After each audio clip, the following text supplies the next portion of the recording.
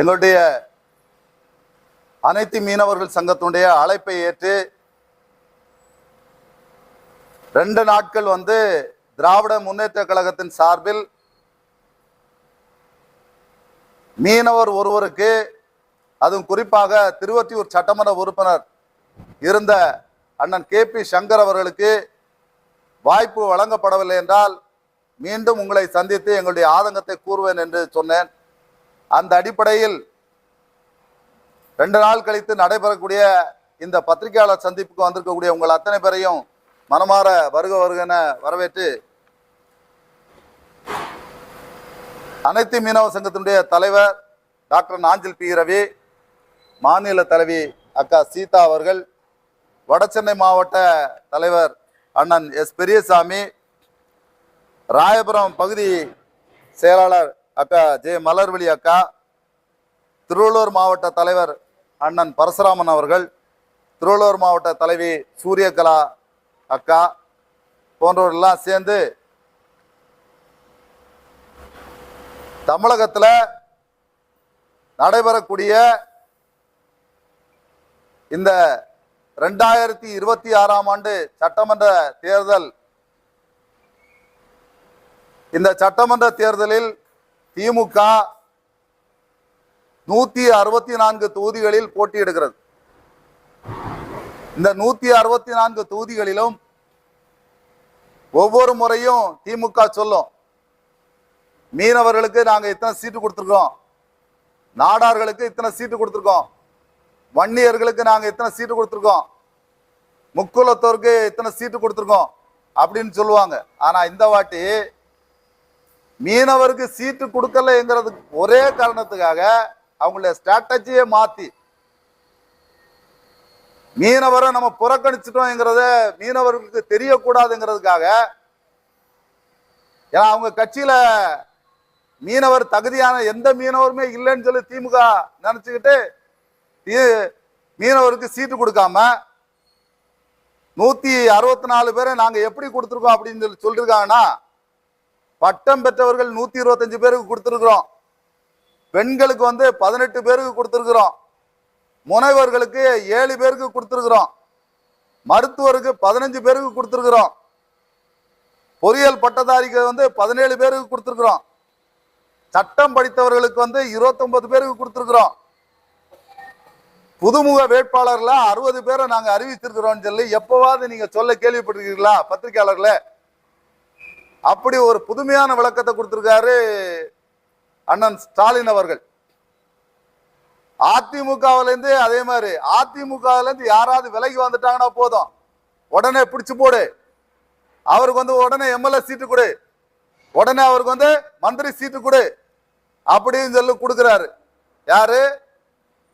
நம்ம திராவிட மாடல் நாயகன் ஸ்டாலின் அவர்கள் கொடுக்கிறாங்க. உங்க கட்சியில தகுதியான மீனவர்கள் யாருமே இல்லையா? மீனவர் அணி நீ ஏன் வச்சிருக்கிறீங்க? தமிழ்நாட்டில் மீனவன் எவனாவது சூடு சொன்ன இருக்கிறவனா இருந்தா திமுக ஓட்டு போட மாட்டான்.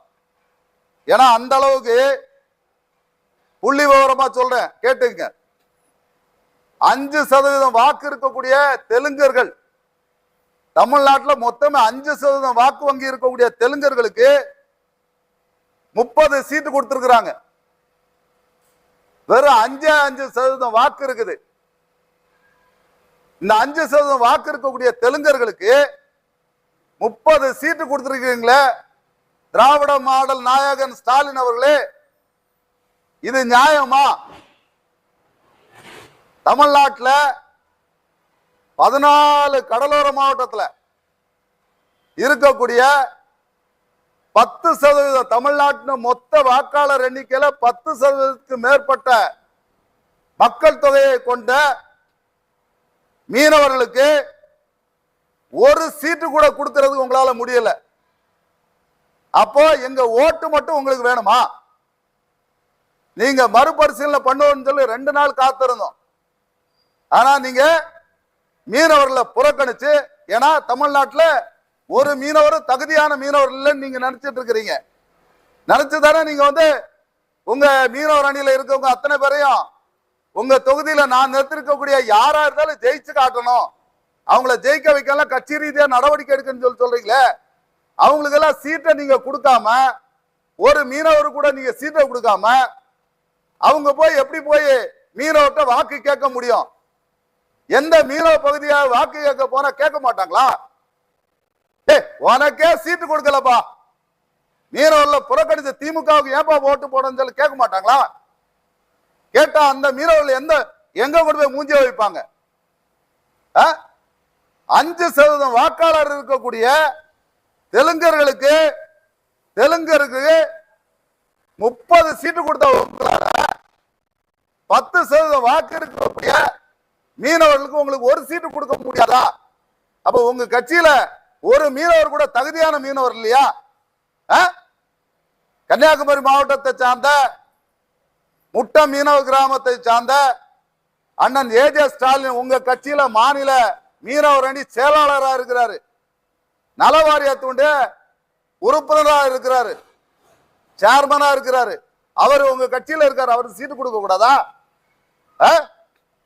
திருநெல்வேலி மாவட்டத்தை சார்ந்த எரிக் ஜூட் பாண்டியன் இருக்கிறார், அவருக்கு சீட்டு கொடுக்க கூடாதா? தூத்துக்குடி மாவட்டத்தை சார்ந்த அண்ணா ஸ்ரீதர் இருக்கிறாரு, அவருக்கு சீட்டு கொடுக்க கூடாதா?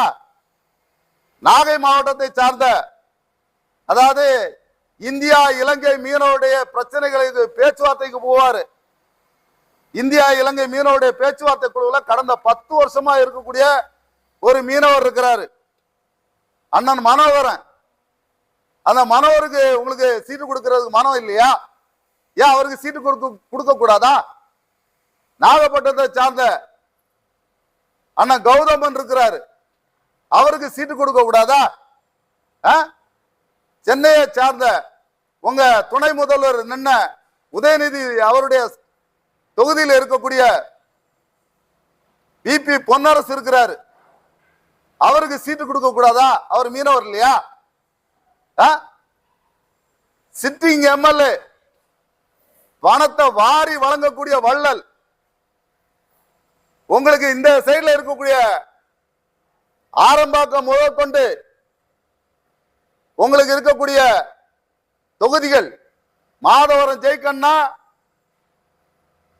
அண்ணன் கே.பி. சங்கர் வேணும், திருவத்தூர்ல ஜெயிக்கன்னா அண்ணன் கே.பி. சங்கர் வேணும், ஆர்கே நகர் ஜெயிக்கன்னா அண்ணன் கே.பி. சங்கர் வேணும், ராயபுரம் ஜெயிக்கன்னா அண்ணன் கே.பி. சங்கர் வேணும். இந்த சைடு இருக்கக்கூடிய கடலோர பகுதிகளில் எந்த பகுதி எடுத்தாலும் அண்ணன் கே.பி. சங்கர் அவர்கள் இல்லைன்னா உங்க கட்சியில ஜெயிக்காது, மீனவர் பகுதியில ஓட்டு வாங்காது. அப்படி தெரிஞ்சு அந்த தொகுதியை நீங்க விட்டு கொடுத்துட்டு வேற ஒரு கூட்டணிக்காக நீங்க விட்டு கொடுத்துட்டு மீனவர்களை நீங்க புறக்கணிச்சு வேற ஒரு உங்க கூட்டணி தர்மத்துக்காக கூட்டணி கட்சிக்காக மீனவர்களை காவு கொடுக்கிறது. மீனவர்களை நீங்க விட்டு கொடுத்து மீனவருக்கு நீங்க இருந்த ஒரே ஒரு தொகுதி, அந்த தொகுதியை நீங்க விட்டு கொடுத்தீங்களே நியாயமா? ஏன் சிபிஎம் அங்க இருக்கக்கூடிய கம்யூனிஸ்டுக்கு நீங்க ராயபுரத்தை கொடுத்திருக்கலாமே, புதுமுக வேட்பாளர், அவருக்கு பதிலா நீங்க ராயபுரத்தை கம்யூனிஸ்டுக்கு கொடுத்திருக்கலாம், திருவொற்றியூரை அண்ணன் கே.பி. சங்கருக்கே கொடுத்திருக்கலாம். ஏன் இப்படி எங்களுக்கு துரோகம் பண்றீங்க? அதிமுகவை எடுத்து பாருங்க, 3 வேட்பாளரை மீனவ வேட்பாளர் அறிவிச்சிருக்கிறாங்க. அதிமுக திருவொற்றியூர்ல அண்ணன் குப்பன் அவர்களுக்கு கொடுத்திருக்கிறாங்க, ராயபுரத்துல அண்ணன் டி ஜெயக்குமார் அவர்களுக்கு கொடுத்திருக்கிறாங்க, குறிஞ்சிப்பாடியில ராஜா என்கின்ற புவனேந்திரனுக்கு கொடுத்திருக்கிறாங்க. அப்படி அதிமுக கொடுத்திருக்குது. நீங்க சமூக நீதி சமூக நீதி சமூக நீதின்னு சொல்லி மக்களை முட்டாளாக்கி ஏமாத்திட்டு இருக்கக்கூடிய திமுக ஒரு மீனவருக்கு கூட 14 கடலோர மாவட்டத்துல ஏறக்குறைய 38 சட்டமன்ற தொகுதிகளில் வெற்றி வாய்ப்பை நிர்ணயிக்கக்கூடியவர்கள் மீனவர்கள். தமிழ்நாட்டில் இருக்கக்கூடிய 14 கடலோர மாவட்டங்கள்ல 1076 கிலோமீட்டர் நீளத்துல 38 சட்டமன்ற தொகுதிகள்ல 610 மீனவ கிராமத்தில் இருக்கக்கூடிய மீனவர்கள் 10% மேல வாக்காளர்களாக தமிழ்நாட்டில் இருக்கக்கூடியவங்களுக்கு ஒரு சீட்டு கூட கொடுக்கலையே. திமுக அதை பத்தி என்னைக்காவது யோசிச்சு பார்த்திருக்குதா? மீனவர்கிட்ட நம்ம எப்படி ஓட்டு கேட்க முடியும்? ஓட்டு கேட்க நம்ம சொல்ல முடியுமா? நம்ம மீனவர் அடிகளை அனுப்புறா போய் ஓட்டு கேட்டா காரி துப்ப மாட்டாங்களா? கொஞ்சம் கூட யோசிக்காம திராவிட முன்னேற்ற கழக ஆட்சி தமிழ்நாட்டில் தொடங்குறதுக்கு முத காரணமே மீனவர்கள். ராயபுரத்தில் ராபின்சன் பார்க்ல தான் திமுக தொடங்கப்பட்டது. அப்படி திமுக தொடங்கப்படும் இந்த நேரத்தில் பெருந்தலைவர் ஜீவரத்னம் அவருடைய சார்பில் தான், மீனவருடைய துணையோட தான் உங்களுடைய திமுக தொடங்கப்பட்டது வரலாறு. அப்படி உங்களுக்கு கட்சியை உருவாக்குறதுக்கு ஆரம்ப நிலையில இருந்த இந்த மீனவர்களை மறந்துகிட்டு நீங்க மீனவர்கிட்ட ஓட்டு கேட்டு ஜெயிச்சிடலாம்னு நினைக்கிறீங்களா? நீங்க ஆட்சிக்கு வந்துட முடியுமா? கடந்த சட்டமன்ற தேர்தலில் நீங்க எங்களுக்கு கொடுத்தது ஒரே ஒரு வேட்பாளர், அண்ணன் KP சங்கர் மட்டும். அவரை ஜெயிச்சார். கடந்த 2021 திருவொற்றியூர்ல நீங்க கொடுத்த அண்ணன் KP சங்கர் அவர்கள் ஜெயிச்ச போது அவருக்கு மந்திரி பதவி கொடுப்பான்னு எதிர்பார்த்தோம். ஆனா நீங்க மந்திரி பதவியும் கொடுக்கல. மீனவர் அல்லாத ஒருத்தரை மீனவளத்துறை அமைச்சராக்கி 2021 மீனவருடைய முதுகுல குத்துனீங்க. 2026 சட்டமன்ற தேர்தலில் மீனவர் என்கிற தடயமே தெரியக்கூடாது. தமிழ்நாட்டில் ஏறக்குறைய 27 உட்பிரிவுகளா மீனவர்கள் இருக்காங்க. தமிழ்நாட்டில் 27 உட்பிரிவுகள்ல மீனவர்கள் இருக்கிறாங்க. அவங்கள MBCல வச்சிருக்கீங்களா, MBCல வச்சிருக்கீங்க, SCல வச்சிருக்கீங்க, STல வச்சிருக்கீங்க. இப்படி 27 பிரிவுகளா பட்டினவர், பரதவர், செம்படவர், முக்குவர், கரையார், வளையார், பள்ளி, பரதகுலம், நாட்டார் இப்படின்னு பல பிரிவுகளா எங்களை வச்சு இந்த 27 பிரிவுகள்ல இருந்து ஒரு தகுதியான மீனவர் இல்லையா தமிழ்நாட்டில்? 1 கோடிக்கு மேல இருக்கக்கூடிய மீனவருக்கு ஒரு சீட்டு கொடுக்க முடியாத திமுக தமிழ்நாட்டில் இஸ்லாமியர்களுக்கு, நான் குறைச்சு மதிப்பிடல, தவறாக நான் சொல்லல, இஸ்லாமிய சகோதரர்களுக்கு திமுகவுடைய தோழமை கட்சிகள் அல்லாம திமுக மட்டுமே 4 சீட்டு கொடுத்திருக்கு. திமுகவுடைய தோழமை கட்சிகள் முஸ்லீம் லீக்கு 2 சீட்டு,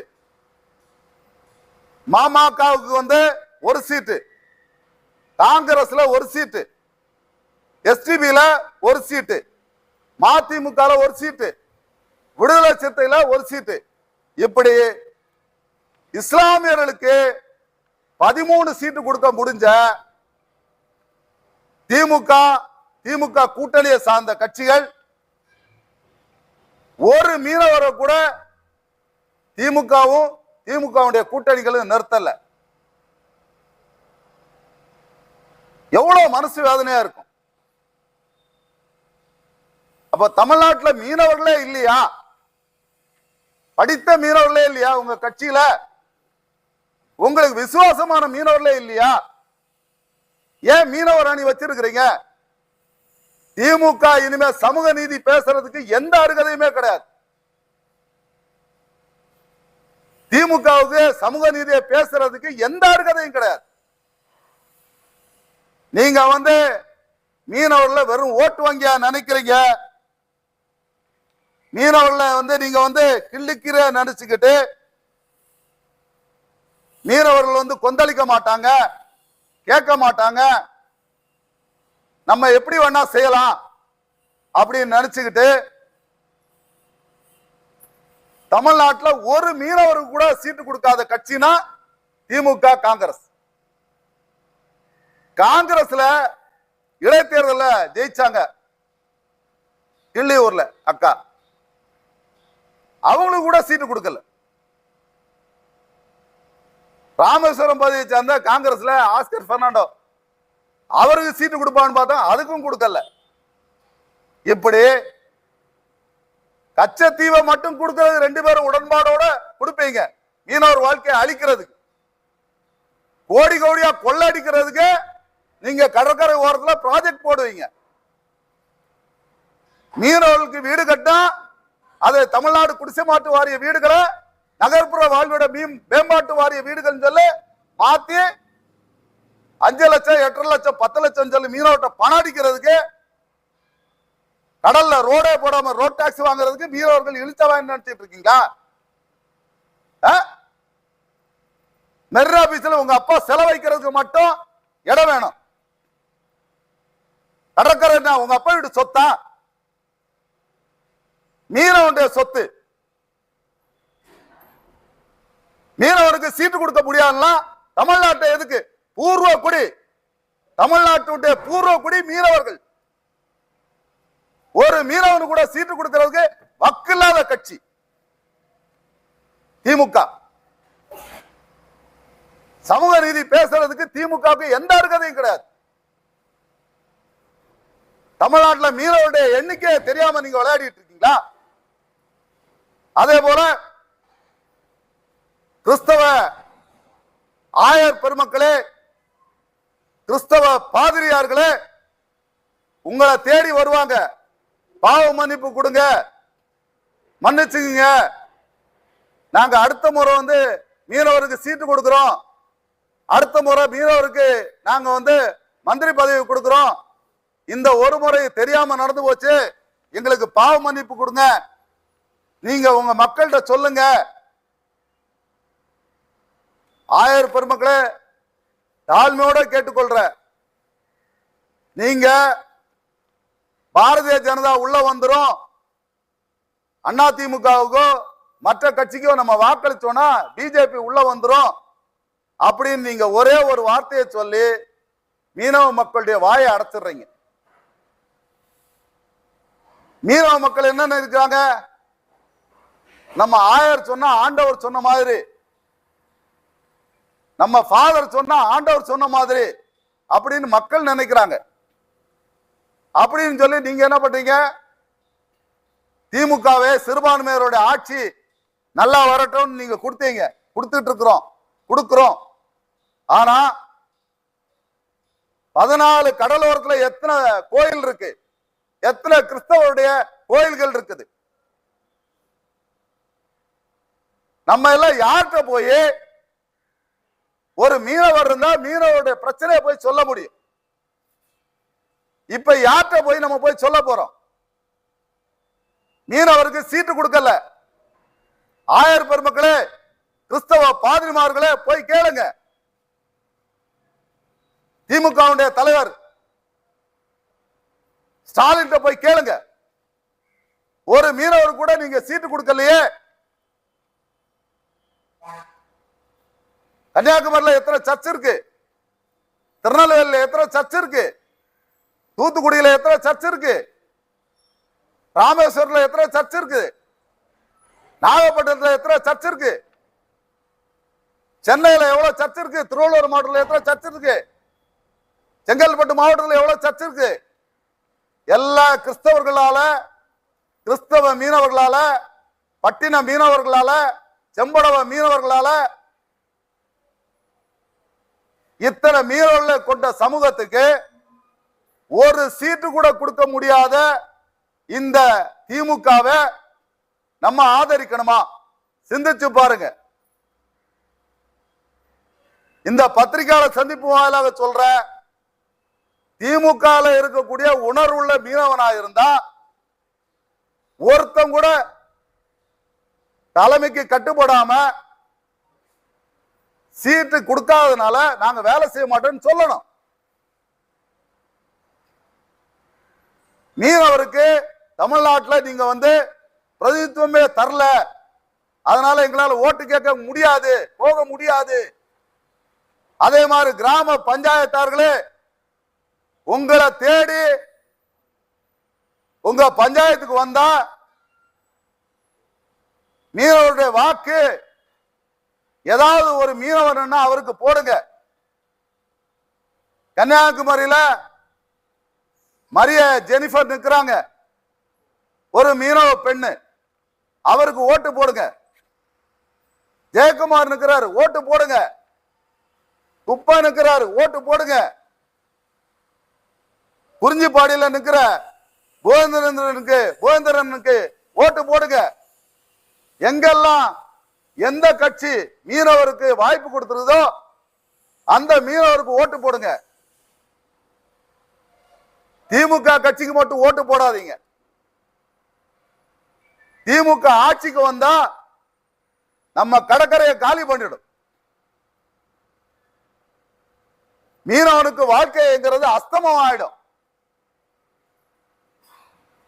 ஆகவே தயவு செய்து தமிழ்நாட்டு மக்களே, மீனவர்களே, திமுக இருக்கக்கூடிய மீனவர் அணி தோழர்களே, உங்களை வேண்டி விரும்பி கேட்கிறேன், திமுகவுக்கு ஓட்டு போடாதீங்க. மீனவர்கள் குறிப்பா ஓட்டு போடாதீங்க. திமுக மீனவர்களுக்கு சட்டமன்ற உறுப்பினராக போட்டியிடுறதுக்கு வாய்ப்பு தரல. ஒரே ஒரு மீனவர் இருந்தாரு, அண்ணன் KP சங்கர். அவரையும் கோடிக்கணக்கில் செலவு பண்ண வச்சு கழுத்தறுத்து விட்ட திமுக. இது திமுக தொடங்குறதுக்கு காரணமா இருந்தது மீனவர்கள். ஐயா ஜீவரத்னால ராபின்சன் பார்க்ல மீனவர் உதவியோட தொடங்கப்பட்ட இந்த திமுக மீனவருக்கு தொடர்ந்து துரோகத்தையே செய்துகிட்டு இருக்கு. அவரு தெலுங்கருங்கிறதுனால சேகர் பாபு பேச்சை கேட்டு அதிமுக இருந்து எவன்லாம் வர்றாங்களோ, அதிமுக இருந்து யாரெல்லாம் வர்றாங்களோ உடனே அவங்களுக்கு எல்லாம் சீட்டு கொடுக்குறீங்களே, அவங்களுக்கு எல்லாம் தொகுதி ஒதுக்க முடியுது இல்ல? ஏன் மீனவருக்கு உங்களால தொகுதி ஒதுக்க முடியல? உங்க கூட்டணி கட்சிக்காரங்களை வேற தொகுதியில நெல்லுங்கன்னு உங்களால சொல்ல முடியாதா? சீட்டே பிரிச்சு கொடுக்கிறது திமுக. 234 தொகுதியில சீட்டை பிரிச்சு கொடுக்கிறதே திமுக. உங்களுக்கு உங்க 164 சீட்ல ஒரு மீனவருக்கு சீட்டு கொடுக்க முடியாதா? யார்கிட்ட கதை சொல்றீங்க? இந்த கதையெல்லாம் இனிமே மீனவர்கள் நம்ப மாட்டாங்க, கிறிஸ்தவர்கள் நம்ப மாட்டாங்க, சிறுபான்மையினர் நம்ப மாட்டாங்க. பிஜேபி உள்ள வந்துடும். அதனால நம்ம எல்லாரும் சேர்ந்து திமுக ஆதரிப்போம் சொன்ன காலம் இனிமே செல்லுபடி ஆகாது. இறுதியா சொல்ற, நீங்க வேட்பாளர் பட்டியலை உங்களால மாற்ற முடியும், தொகுதி உடன்பாட மாற்றி சரி செய்ய முடியும். நீங்க இதை செய்ய தவறுனீங்களா மீனவருடைய வாக்கு மீனவருக்கு, மீனவர் அல்லாதவருக்கு வாக்கு கிடையாது.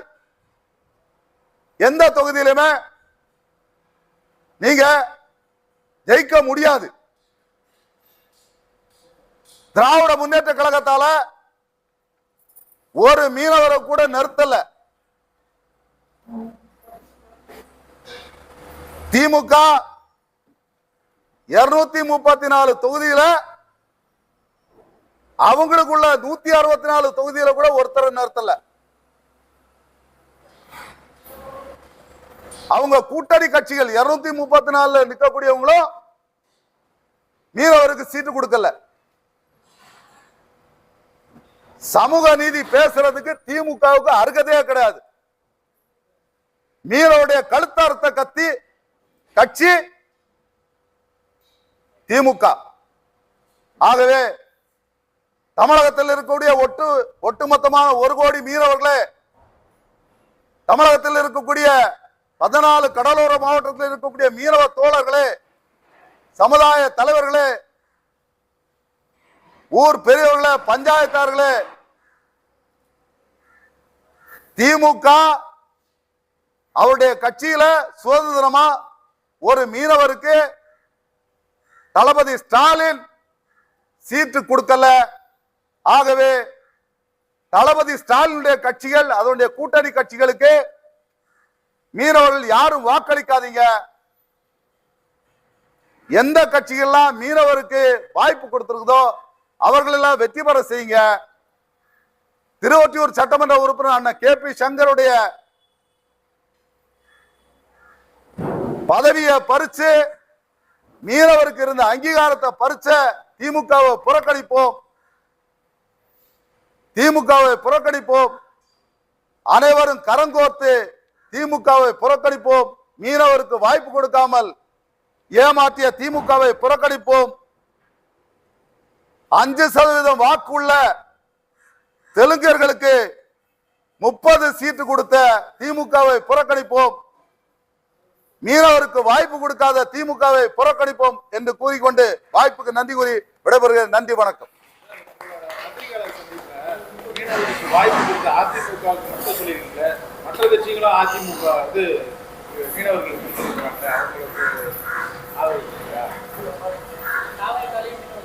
தாவை காலையில் தோத்துல மீனவர்கள்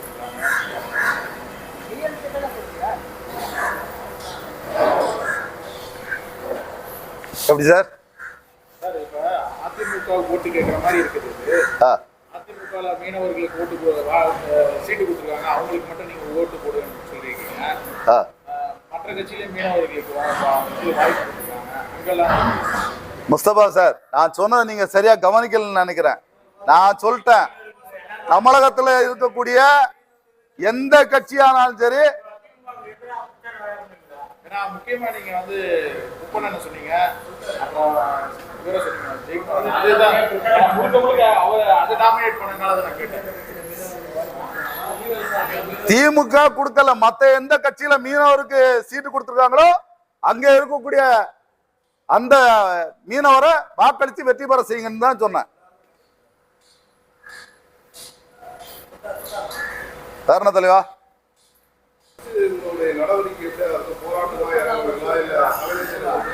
நாட்கள் இல்ல, தமிழ்நாட்டுல இதான் அரைகோல் விடுத்துட்டேன். ஏற்கனவே போஸ்டர் ஓட்டி இருக்கிறாங்க, பல இடங்கள்ல போஸ்டர் ஓட்டி இருக்கிறாங்க. பல இடங்கள்ல வந்து மீனவர்கள் இப்பவே வந்து திமுகவை உள்ள வராதுன்னு சொல்லிட்டு இருக்கிறாங்க. மீனவர் அல்லாதவர் வந்து நீங்க வந்து உள்ள வந்து ஓட்டு கேட்க வந்தாலும் ஏதாவது காசு கொடுத்தா வாங்கிங்க. ஓட்டை வந்து மீனவர் யாரு எந்த கட்சி கொடுத்ததோ அவருக்கு ஓட்டு போடுங்கன்னு சொல்லிட்டாங்க. பஞ்சாயத்தாரெல்லாம் முடிவு பண்ணிட்டாங்க. அதனால திமுக மறுபரிசீலனை செய்து மீனவர் ஒருத்தருக்கு அண்ணன் சங்கர் அவர்களுக்கு வாய்ப்பு கொடுத்தா மட்டும்தான் திமுக வர்றதுக்கு வாய்ப்பு. இல்லைன்னா சென்னையிலே ஏறக்குறைய 8 தொகுதி காணாம போயிடும் திமுகவுக்கு.